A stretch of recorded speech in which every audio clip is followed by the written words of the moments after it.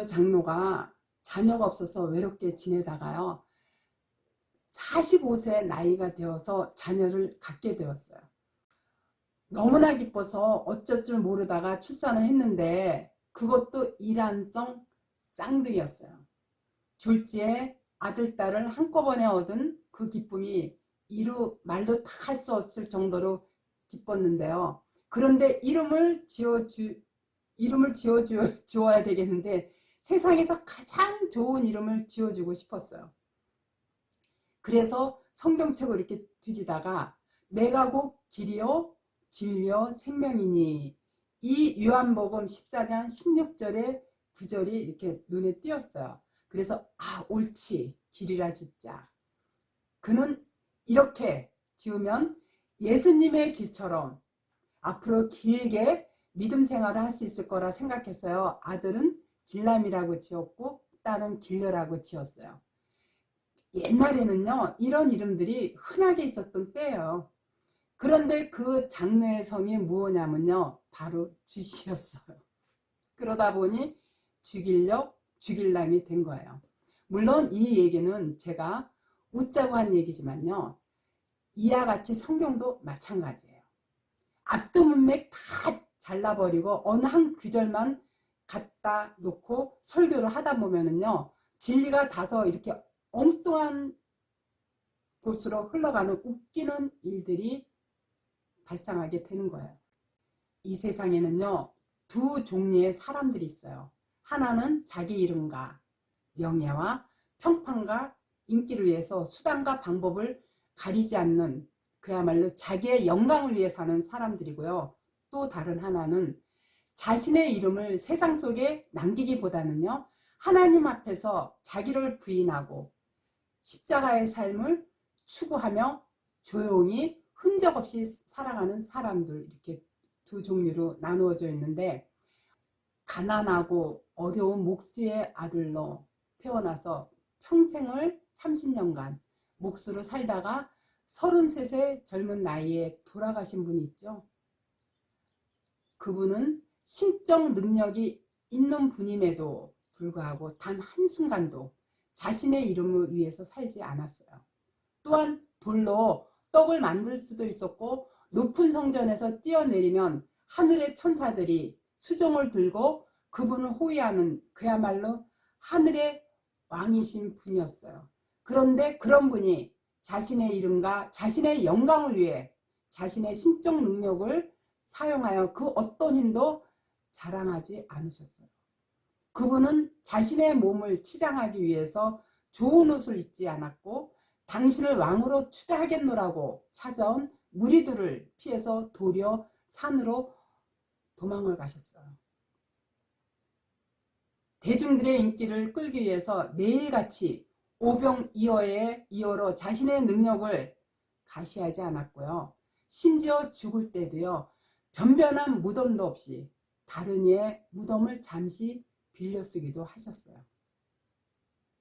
그분의 나라는 이 세상 나라가 아니었기에 자신을 부인하고 내가 내 자의로 말한 것이 아니요 나를 보내신 아버지께서 나의 말할 것과 이룰 것을 친히 명령하여 주셨으니 이와 같이 하나님의 말씀만 전하다 가셨어요.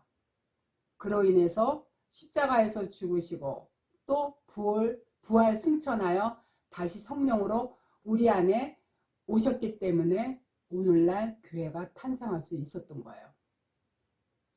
교회는요, 예수 그리스도의 십자가로 인해서 모두 믿음으로 예수와 함께, 예수와 하나로 연합되어 살게 된 존재들이 된 거예요. 그게 그리스도의 삶이고요. 우리는 그분의 이름을 가진 바로 그리스도인들이에요. 그렇기 때문에 성도는요, 우리의 옛 자아, 이 옛 자아를 조금씩 죽여가며 자기 부인의 자리로 가야지 그분이 이끄시는 그 은혜를 경험할 수 있게 되는 거예요. 한자로 죽을 사자를 풀어보면요, 한일자에다가 저녁 석자에다가 비수비자, 이루어져 있어요. 이는 뭐냐면 죽음이란 하루 저녁에 비수처럼 날아드는 것이라는 그런 의미가 담겨 있는 거예요. 대낮에 날아오는 비수는 이렇게 저렇게 막아볼 수 있지만요, 어둠 속에서 날아오는 비수는요 피할 수가 없어요. 그렇게 죽음은 느닷없이 비수와 같이 찾아오는, 아무도 막을 수 없는 그런 거예요. 반면에 살생자는요 빛일 별과 앉을 주자로 이루어져 있어요. 생명이란 있던 자리에서 삐쳐나와 다른 자리로 앉아있는 것이라는 그런 의미거든요. 우리는 모두 인생의 항원역에 느닷없이 이 날아드는 비수에 맞아 사망으로 떨어질 존재들이었어요. 그런데 하나님께서 그 자리에서 우리를 삐쳐나오게 만드시고 그 자리에 당신의 아들 예수 그리스도를 얹혀 놓으셨어요. 그게 구원이며 그 은혜의 구원을 자각하고 하나님의 말씀에 순종하는 사랑의 삶을 사는 자들이 바로 교회들인 거예요. 생로병사의 인생길에서 영생의 길로 나아가려면요, 그야말로 죽어야 사는 사생결단의 의지가 필요해요. 죽어야 산다는 뜻이에요. 그러려면 먼저 회개가 이루어져야 해요. 그래서 구약의 모든 선지자들은요 예수 그리스도를 손가락으로 가리키며 회개하라 메시아가 온다 이 말만을 외치다가 갔어요. 그런데 세례 요한은요 구약의 마지막 선지자예요. 무엇보다 세례 요한은요 그 메시아를 직접 눈으로 본 자예요. 그래서 그가 여자가 낳은 사람 중에 가장 큰 자라고 칭한 것도 그가 잘나고 유대에서가 아니라 예수님을 가장 가까이서 본 자라는 의미에서 가장 큰 자라고 한 거거든요. 그러나 그는 예수님의 십자가를 볼 수가 없었고요. 그분의 부활을 목격할 수가 없었어요. 그래서 그는 감옥에 있을 때 그의 제자들을 예수께 보내어 오실 그이가 당신입니까? 하는 이런 믿음 약함을 보였던 거예요. 그런데 우리는 그 예수님을 가까이서 본 정도가 아니라 그분이 아예 우리 심령 안에 들어오셨어요. 그리고 우리는 성경 말씀을 통해서 믿음으로 그분의 십자가의 부활과 승천과 성령으로의 강림을 너무나 명확하게 알고 있어요. 그래서 천국에서는 세례 요한보다 작은 자가 없다고 하신 거예요. 주님은 이 땅에서 가장 큰 자로 온 세례 요한과 교회를 비교해서 교회에게 부어진 엄청난 하나님의 은혜를 설명하고 계신 거예요. 그러한 세례 요한이 바로 회개하라, 회개에 합당한 열매를 맺어라, 아니면 너희는 모두 가짜다 이렇게 외치고 있는 거예요. 즉 회개하지 않는 세상은 반드시 멸망한다는 그런 말이거든요. 지금 하나님께서요 코로나를 통해서 세상을 향해 심판하고 계시는 게 여러분 보이지 않는가요? 그러한 택함을 받은 소수의 하나님의 백성들 이외에는요 절대 회개를 할 수가 없는 것 또한 성경의 진술이에요. 그래서 예수께서 장터 아이들의 노래를 들어서 비유로 말씀해 주신 거예요. 장터의 아이들이 피리를 불며 혼인잔치 놀이를 하는데도 어떤 아이가 그 피리 장단에 춤을 추지 않았고요. 아이들이 애곡을 하며 장례식 놀이를 해도요 꿈쩍도 안 했어요. 그런데 안타까운 것은요 대부분의 설교자들이 이 비유에 압도문맥을 다 잘라버리고 예수님이 이 땅에 오셔서 아무리 복음을 전하고 선행을 가르쳐도 세상이 따라하지 않는다는 내용으로 해석하고 있어요. 그러나 세상은 하나님의 은혜를 잊기 전에는요 절대 예수님의 말씀을 알아들을 수가 없고 그 말씀을 쫓아 살 수가 없어요. 그걸 아시는 주님께서 제자들에게 그런 말씀을 하셨겠어요? 무엇보다 예수님은요 이 땅에 종교놀이를 하러 오신 분이 아니에요.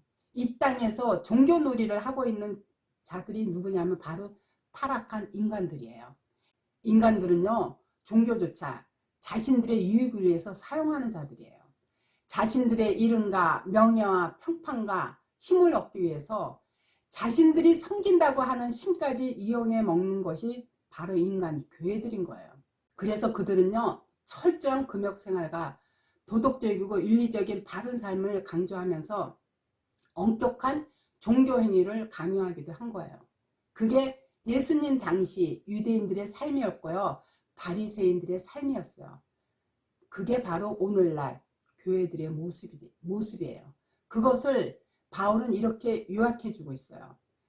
빌립보서 3장 18절 이하에 보면, 내가 여러 번 너에게 말하였거냐, 이제도 눈물을 흘리며 말하노니 여러 사람들이 그리스도 십자가의 원수로 행하느니라.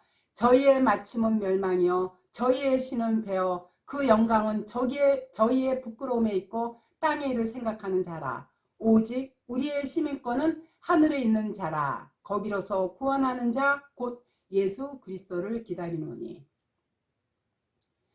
그러니까 우리의 이름과 우리 자신의 우리의 영광을 위해 사는 모든 것은요, 자아 숭배의 삶이에요. 그 자체가 전부 십자가의 삶과 상반되는 삶이기 때문에 그들이 바로 지옥으로 멸망당하게 될 사람들이라는 그런 뜻이에요. 교회는요, 오직 예수님의 은혜 앞에 납작 엎드려서요, 죽은 자로 살아가야 돼요. 하나님의 은혜와 긍휼이 아니면 나라는 자체는 존재조차 할 수 없다라는 그런 거를 깨닫고 고백하는 자로 살아가는 게 바로 골로새서에서는 그것을 이렇게 표현했어요. 골로새 3장 2절에 보면요, 위의 것을 생각하고 땅의 것을 생각지 말라. 이는 너희가 죽었고 너희 생명이 그리스도와 함께 하나님 앞에 감추었습니다. 이와 같이요, 교회들인 성도들은요, 예수 안에서 세상 것에 대해서 전부 죽은 자들이에요. 이 세상에 대해서 죽었다는 그런 뜻이거든요. 죽은 자들은요, 이제 더 이상 세상과의 교통에 별다른 흥미가 없고요. 그러다 보니 자신들이 처한 환경이나 성취나 성공이나 소유의 다소가 전혀 문제되지 않는 거예요. 그런데 오늘날 교회들이 우리들이 어떻게 살아가고 있나요? 하나님보다도 뭐예요? 나의 인기, 나의 평판, 나의 재력, 나의 가정, 여기에 더 연연하고 살고 있지 않는가요? 우리가 무엇이 정말 그리스도의 삶인지 다시 한번 생각해 보는 시간들을 가져봐야 돼요. 아시겠죠?